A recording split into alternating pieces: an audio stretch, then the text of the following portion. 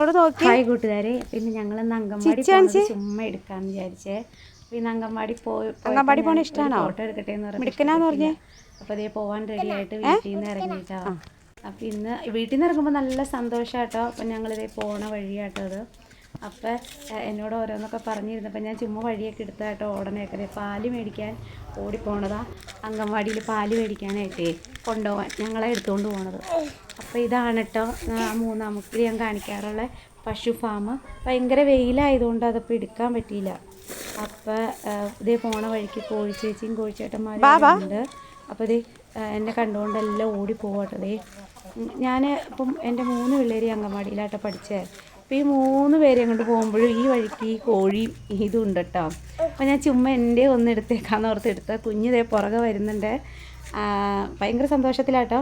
അപ്പോൾ അതേ ഞങ്ങൾ അങ്കൻവാടി എത്തി. പുള്ളിയുടെ മുഖം മാറി. പിന്നെ ഭയങ്കര കരച്ചിലും ബഹളമാർന്നോട്ട് ഭയങ്കര സങ്കടമായി. പിന്നെ പുള്ളി അവിടം വരെ കുറച്ച് സന്തോഷിച്ചാണ് വന്നത്. പിന്നെ ഇതേ ഞാൻ ഒരു പ്രകാരം കെട്ടിപ്പിടിച്ച് ഉമ്മയൊക്കെ കൊടുത്ത് ഞാൻ ഇപ്പം തന്നെ വീട്ടിൽ പോയിട്ട് വരാമെന്നൊക്കെ പറഞ്ഞിട്ടാട്ടോ പുള്ളി സമ്മതിച്ചേ. അപ്പോൾ അതേ ഞങ്ങൾ തിരിച്ച് പോവുക. അതേ തിരിച്ച് പോയപ്പോൾ ഞാൻ ചുമ്മാ എടുത്തു. അപ്പോൾ അതേ നിറച്ച് കോഴിച്ചേച്ചിയും കോഴിച്ചേട്ടന്മാരും അവിടെ നിൽപ്പണ്ടിട്ടോ.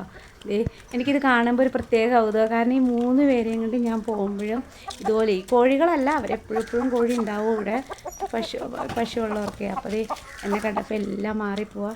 അപ്പോൾ ഇത് ചുമ്മാ ഞാൻ എടുത്തു എന്നുള്ളൂ കേട്ടോ ഒരു ഇതിന്. എല്ലാവരും ഒന്ന് സപ്പോർട്ട് ചെയ്യണേ, സബ്സ്ക്രൈബ് ചെയ്യണേ.